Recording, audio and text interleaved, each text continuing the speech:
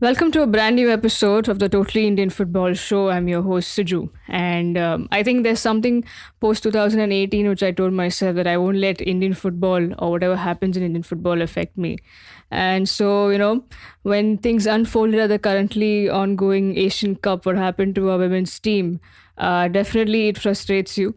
It's something that, I mean, even if you try hard, it to not let you affect you, but it will, because especially knowing the fact that the effort and time our girls put in and the coaching staff put in, and this is where we are at the moment, where we are the hosts, but you won't see the host country even finish their campaign in the group stage, let alone a chance to qualify from there on. I have with me Janisha. She doesn't need any introduction, so I'll kickstart directly over there. We've heard, I mean, there has been spaces, multiple. Blue Pilgrims did one, Women's Footy India did one. We are once again using this platform of podcast to probably extensively talk about and ask Janisha, somebody who really follows the women's football closely, then probably even the federation or anyone in the federation does. Firstly, Janisha, welcome to the show. Thank you so much for your time on a working day, post your working hours. You were ready to do this. Thanks, Siju. Thanks for having me back.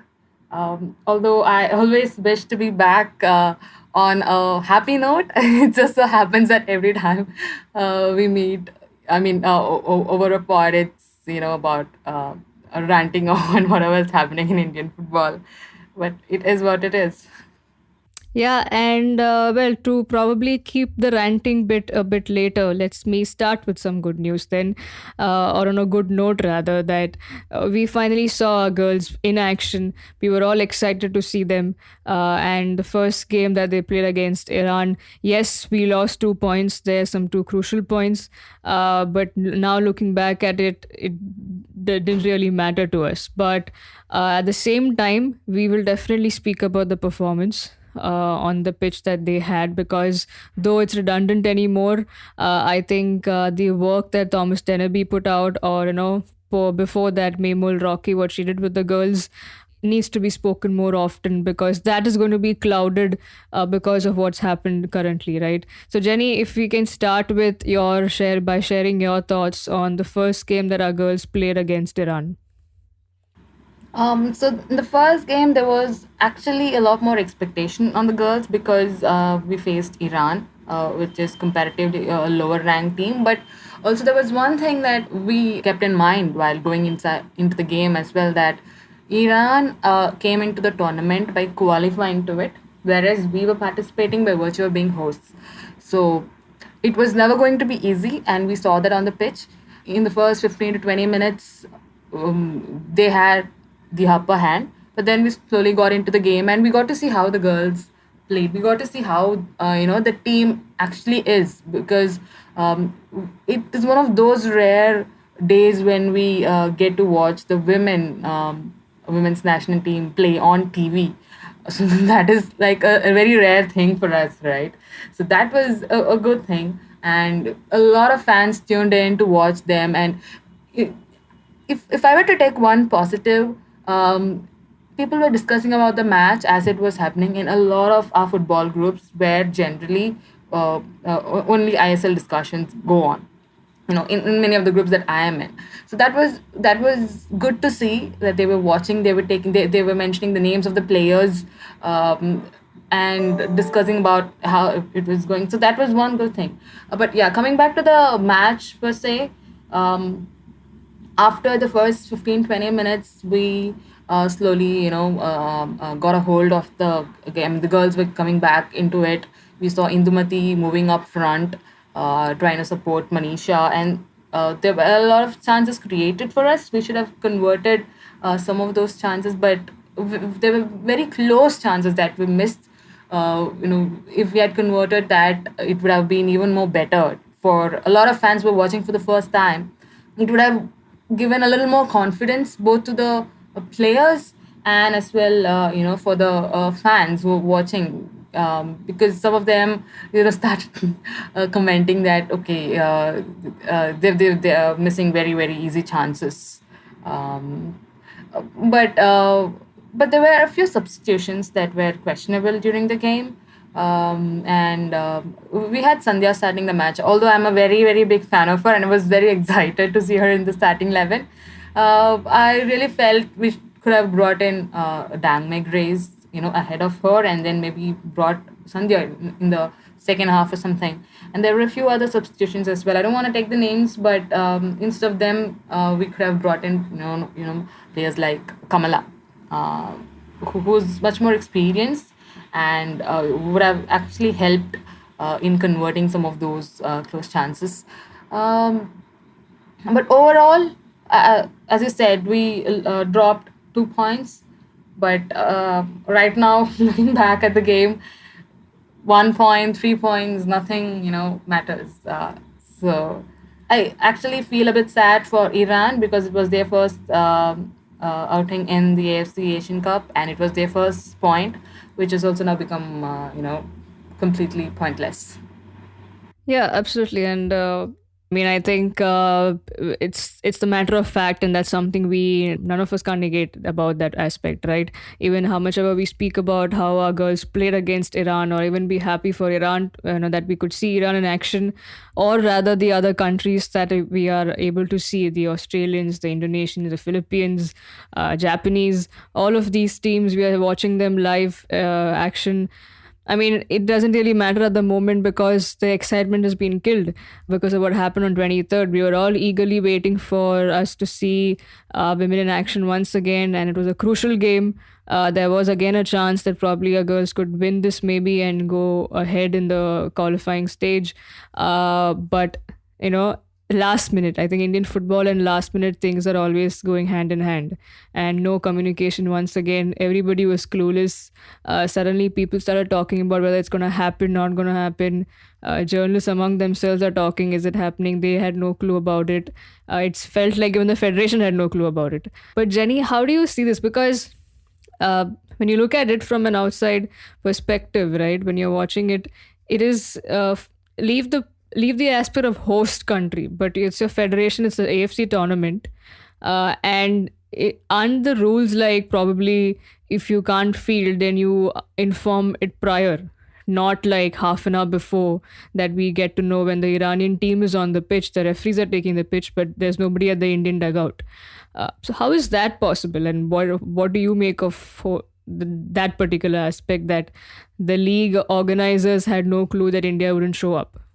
The whole fiasco ultimately ended up to be very embarrassing, both for the federation and for us as a country as well, because um, the Chinese type of team, they were on the pitch, they were waiting for the opponents to come, and this was, a very, very important match that, more or less decided who would make to the quarterfinals, because it was a very, very important match. And that was also the reason why everybody was looking forward to it. Even even some of the clubs that don't usually post about women's football, they were posting about the game, and everybody was looking forward to it. And This last minute communication, I mean, rather than last minute communication, I'm more annoyed with the last minute decision making here, because as per all the reports that are coming out, the day after our first game itself, that is the first game against Iran, players started testing positive, and it just kept increasing by the day. And on the day of the match, in the morning itself, we didn't have enough players to field. So the decisions should have been taken, ahead of time, or at least the players and the organizers, those around this, they should have been informed that we're not able to field a team, and that the team is not going to play. There is absolutely no way you can field players who have tested positive, right? So that was a completely something that, you just can't field players who have tested positive. So we didn't have enough players, but this should have been communicated at least to the organizers, at least to the to AFC, and there could have been another way out of this. Even if we were not going to play at all, it would have at least to a little extent reduced some of the the mental trauma that those involved were going through, especially the players. Because imagine being in their position, preparing for this all these years, and in the final day, some of them being sick, and some of them not even knowing if they are going to play or not, or if the match is going to happen, and the organizers as well, who were there, not knowing if anything is going to happen or not. And the main reason we didn't get any update till the last minute was there was no decision actually taken. Even those who get information firsthand from the federation didn't have any information, because there was no information. Things could have been better, uh, but you know it is our federation, and we know this is how it usually works.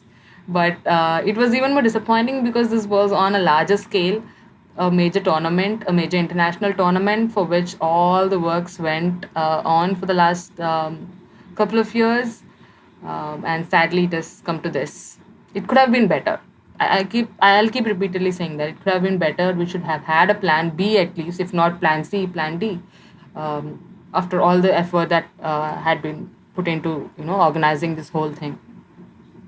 Yeah, and I think nobody would disagree to you on that aspect because it's something. If we had to figure out saying that it was not the first year or the first month of the whole COVID situation, right? We are in the middle of the pandemic, and we knew that new variant was doing the rounds already before even the tournament could begin. But the whole fact that as being the organizing team, we did not take the precautions. So I think one of the tweets I saw was also makes sense that even the LOC should be questioned, right? Of what went wrong over there in that aspect. Because yes, we can blame our federation because we know how incompetent they are. When you spoke about decision making, I was thinking when we look at our coaches and we say you can't do it, you're not good at decision making. Well, just look at the federation where they belong. So you can't really even blame the players or the coaches. But coming back to the point that probably the responsibility, as much as it is of a federation or whoever others, the LOC, the organizing team, it also, it's also the onus on them, and they have to probably come out and say what exactly unfolded, what happened. But just like you mentioned, that there was literally no information, even the ones who probably get it. But I think when we also mentioned a great point that the folks who were not talking about or who would never talk about women's football were talking about it, right? And do you see somewhere maybe the way this went about that being affected? Because we are again going back to talk about off the pitch scenario and the situation. And when the likes of you, Arco, Abreshmina, all of us on various platforms, including this particular show, have spoken that it's time that we speak about the performances and nothing else. But once again, it's been clouded by things beyond our control.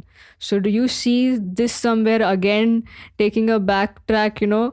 It is probably going to be a very negative side of things when going ahead for women's football or the coverage or people talking about it. How do you see that panning out? Absolutely, it is, because I mean, not a few steps. It has taken us back by so many steps. It's again we saw the hashtag Indian Football Forward together from a particular handle, which was even more infuriating. But we are nowhere going forward. We're only going backward. And this whole thing now, even if you see the number of people who joined the couple of spaces in the last couple of days, uh, a lot of them were just furious at the federation, and some of them were there only to take additional points or to put against the federation. And it was, their interest did not seem a lot on women's football per se, and that's natural. I don't blame them as well, but if the interest on women's football continues, I'll be happy. But even during the tournament, if you had seen, after the first game, there was not much discussion around their performance. There were only the same few set of people who were discussing about the performance and about the players, about the substitutions, and all those things, right? Maybe a little more of them spoke about it, but then again, it was more or less the same. But now that this has happened, we see a lot more people. I mean, I don't. I'm not saying that more people should not talk about this. We definitely need more voices. So at least the federation knows that people are not happy with this, and we are not, going to buy any story that they're going to throw at our face. Um, but this is really taking us backward. I mean, that is something that we can very clearly see that, and that's also one reason why some of us are even more outraged, because after all the effort and after all the just the marketing that has been done around this tournament, now that this has stopped abruptly, we don't even know what the next, or what is next for Indian women's football. Uh, will there be anything that was happening in the last few months continue to happen, or will everything stop just like the tournament? And today we even saw the news that IWL might be delayed. See, that is like the first bad news after what has just happened. We don't want that to get delayed. Already it was postponed last year, and it didn't happen at all last year. Now again, it looks like we're going back to square one. While we should have actually progressed to the next stage, but we're just going back to square one, and that is really not good for women's football.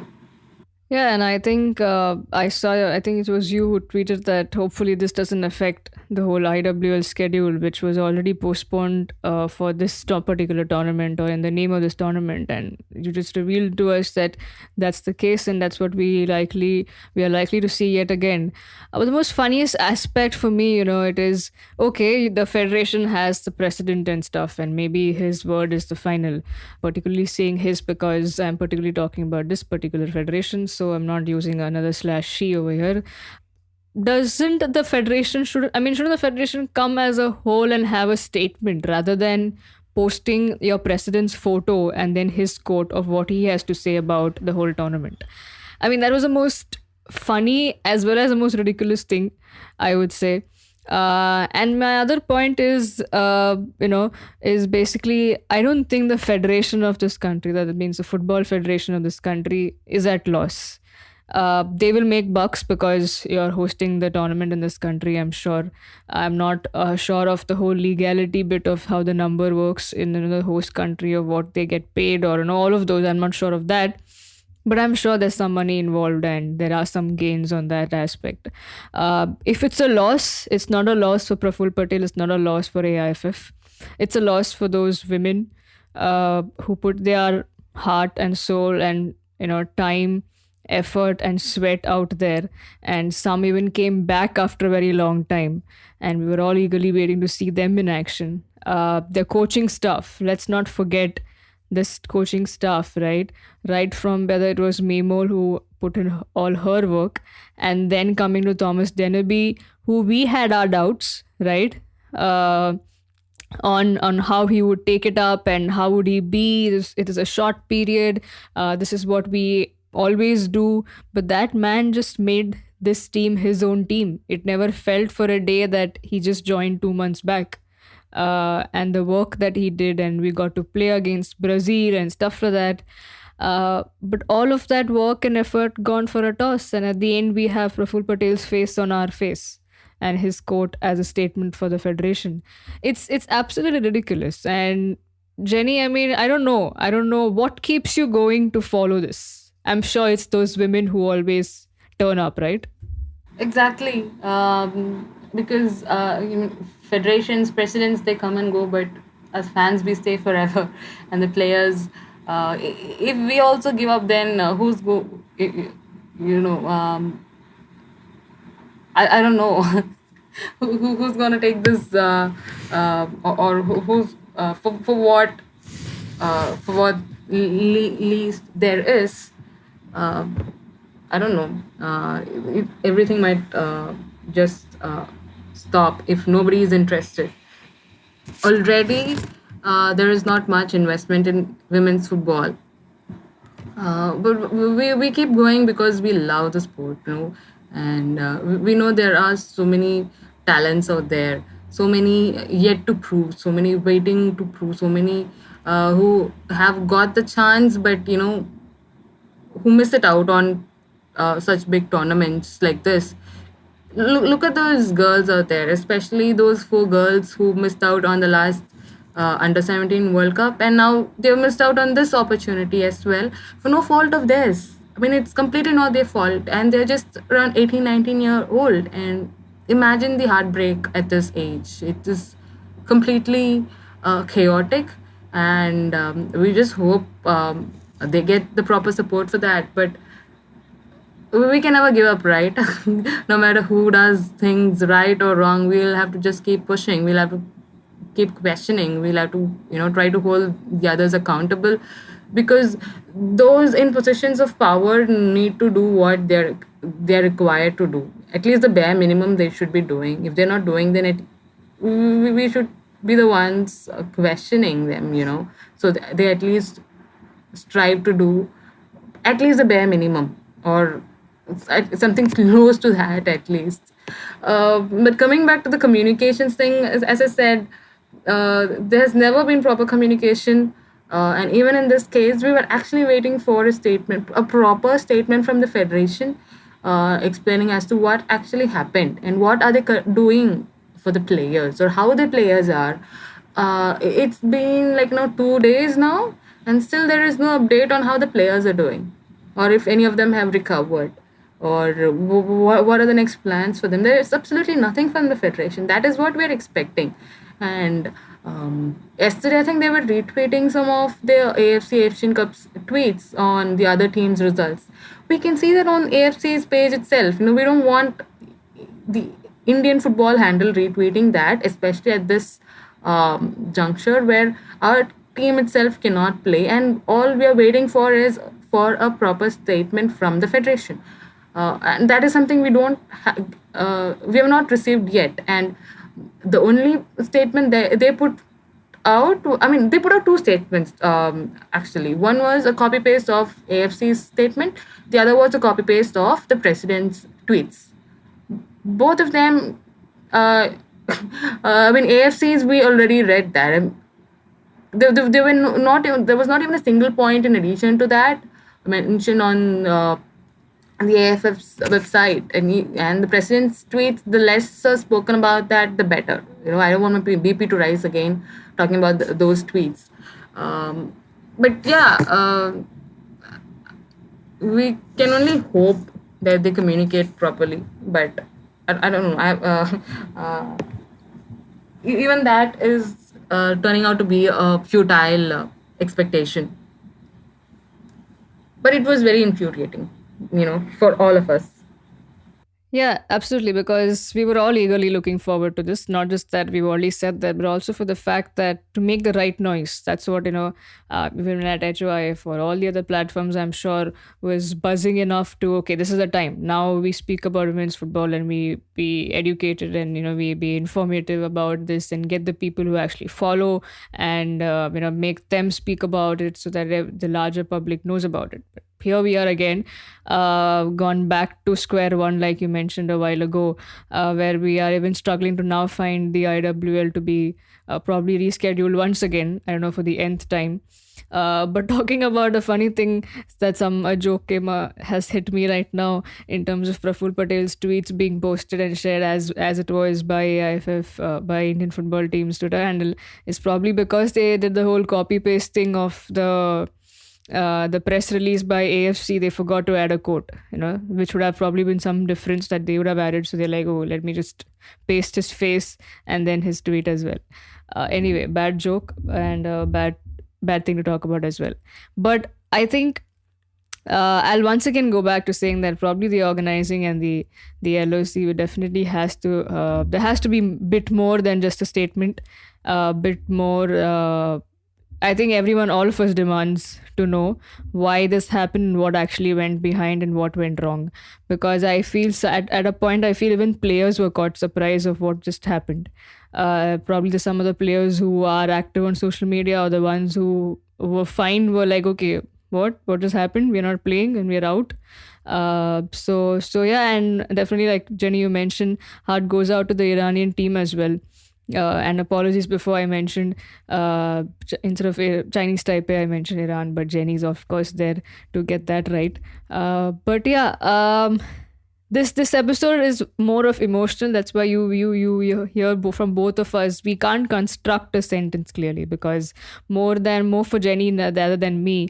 I just sound very underprepared.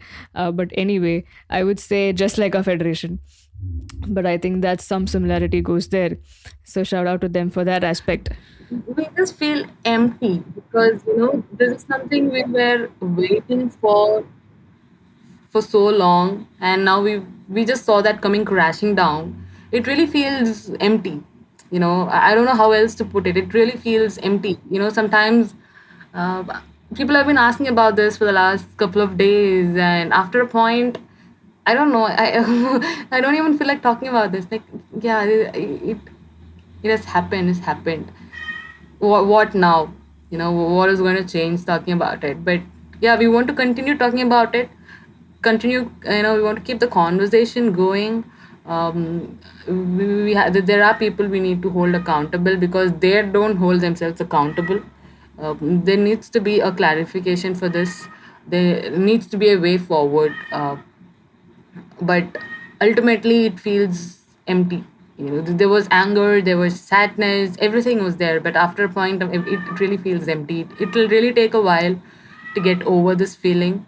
um, but I cannot even imagine what the players are going through. Because ultimately, more than all of us, they are the ones who suffer the most, and it's their uh, dream coming crashing down and right in front of their eyes, at the last minute for no fault of theirs. But yeah, that's how it is. We just hope, but if you see, we're just going on hopelessly hoping. It's also sad, and the worst part is that the ones who would probably want to share and talk will not be allowed to talk. You know, whether it's people from the coaching staff, if I had to reach out to somebody, or if it's the players, they won't be able to speak their heart out even if they want to because it would be tight-lipped everywhere. So that's again the sad part that nobody would want to come out and speak. But again, if not, I don't think any of us would want to force anyone to speak, especially from the staff. But we demand statements from the organizing team, one from the AFC guys who are pulling this off for the whole tournament, which is going on for now. And we don't mean any ill to any other teams. I hope the tournament goes very well. All the players get to play and we get to see more football action, and women's football is happening in our country, so nothing like that. But Jenny, what next for our girls? And before that, have you, I mean, since you're also in touch with some of the players, have you had a chance of reaching out to any of them? Yeah, but that only got more depressing. Uh, half the conversations were just silence, half the time.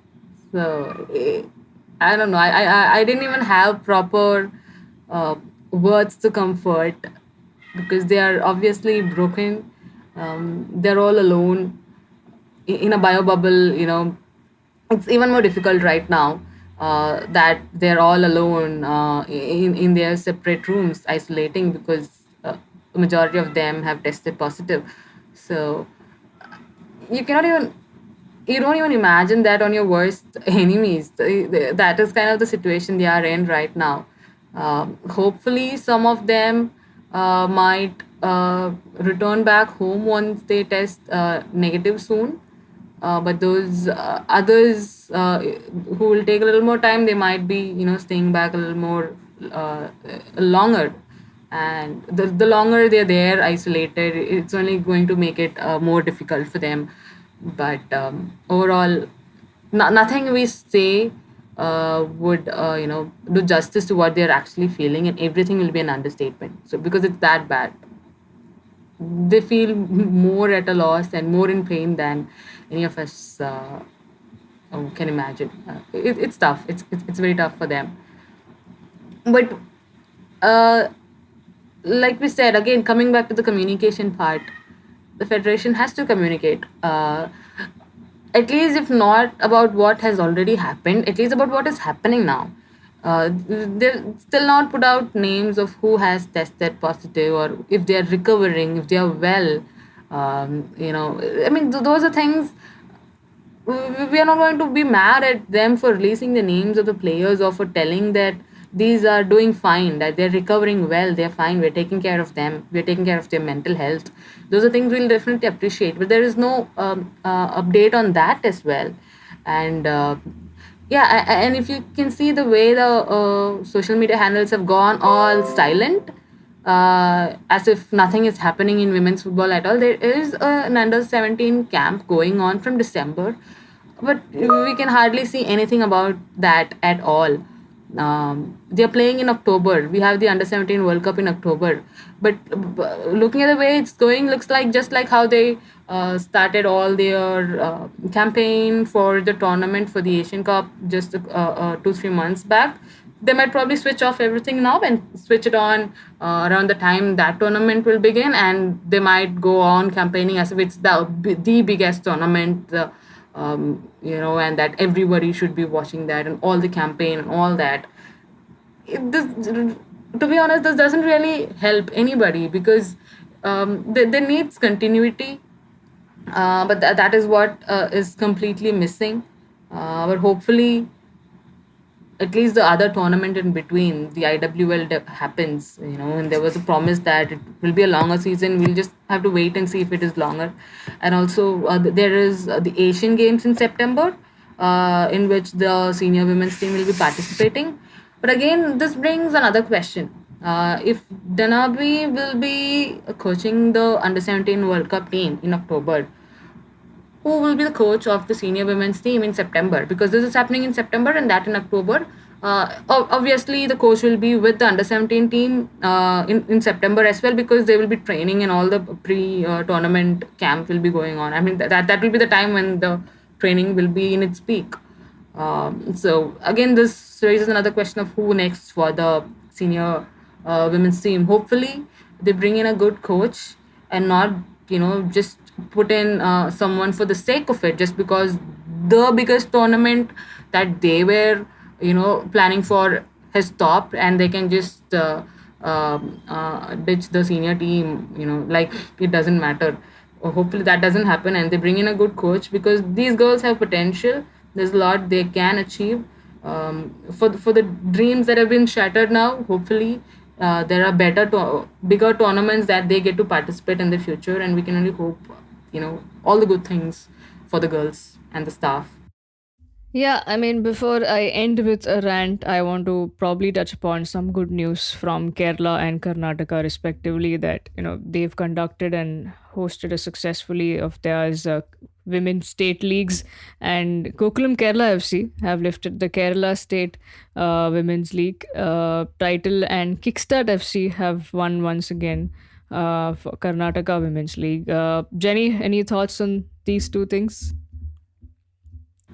To add to that, Sedu FC have won the Tamil Nadu Women's League. I think the league will actually be ending on 31st of this month, but they've already become the champions for the third consecutive year.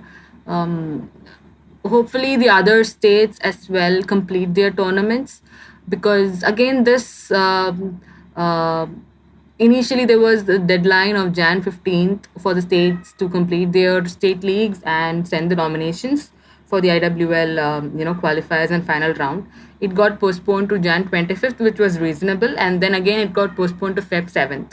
Now looks like last week they've been informed that it has been pushed to Feb 25th, but looks like a couple of oh no, not just a couple, 3 or 4 states seem to not be able in a position to complete it in that particular time, but hopefully they complete, because it will be very unfair on the states that have work their socks off to get these completed on time. So it will be very unfair on them, because a lot of effort has gone into this, a lot of sacrifices some of these state leagues have done to get these done on time. So we need to be fair for everybody, and hopefully we have a longer league as promised. But it's good to see that. I mean, personally, it's good to see the southern states completing it ahead. I mean, on time, and already having champions. So uh, Gokulam will obviously be Sedu's biggest rival. In addition to whoever comes from up in the northeast. Hope the again hope the league happens in the first place and happens to be a longer league than usual. Yeah, and just to reiterate with Arco, if you guys have not seen Arco's tweet, I might just bring that up here, talking about state FAs and tournaments. And before that, congratulations to all the teams, Sedu FC, Gokulam Kerala FC, and Kickstart. Great kudos to their state federations as well. But I think what Arco's tweet is asking is, what are state FAs doing for women's football? What is the process for a team to enter at the lowest base of that state's pyramid? I mean, he goes on to say that before we even speak of the IWL, the lower levels of the pyramid need cleaning up. Pretty sure the end national team and the IWL also suffer if these aren't clear. Which is, I think, we all agree to some great points that he's raising, and again, it's all going back to what we are doing at the lowest level, right? We can host n number of tournaments, we can do a lot of hullabaloo on top, but what are we doing at the ground level? Because if this is what we are at the top, then we might as well be probably non-existent at the lowest level. Jenny, thank you so much. Right, I thought I would end the show with if you had a message to tell the girls, but you've already shared the fact that no words can console them at the moment.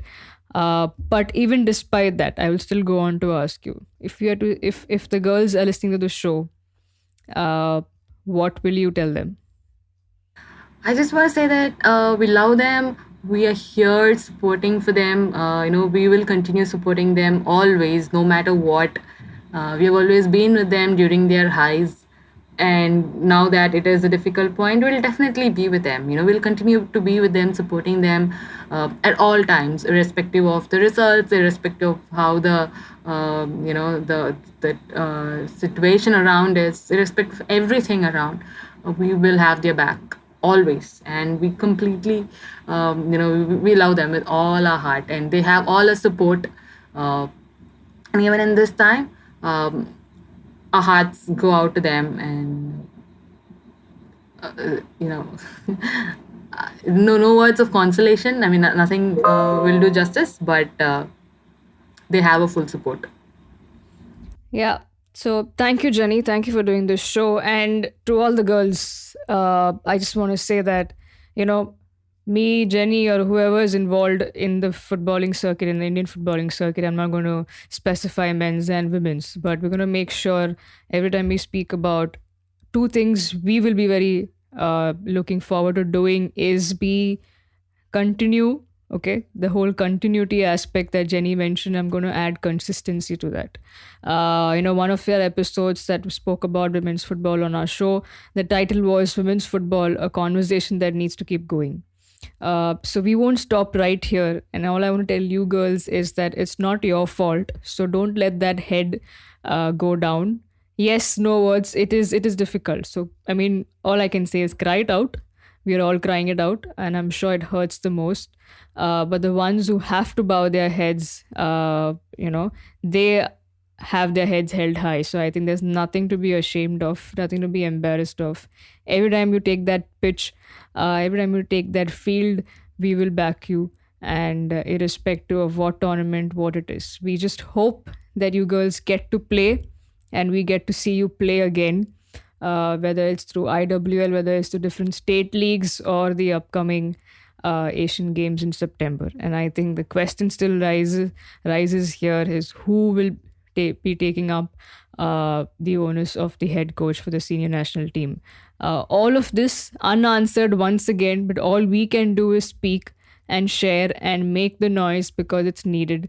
Jenny, once again, thank you so much for your time, for sharing your thoughts, for sharing your emotions. To all our listeners who's listening to this, please do share this as much as you shared different other platforms and different other uh, spaces that you were part of. Yes, it sounds like another rant, but do share this because it needs to, reach the right ears. Whether what they do, it's not in our control, but we can only hope that it does well and our future looks good for the women's football in our country. So once again, to our listeners, thank you so much for tuning in. And with that, I end my speech there. But do please do like, share, and subscribe to the Totally Indian Football Show. It's available on all the leading audio platforms.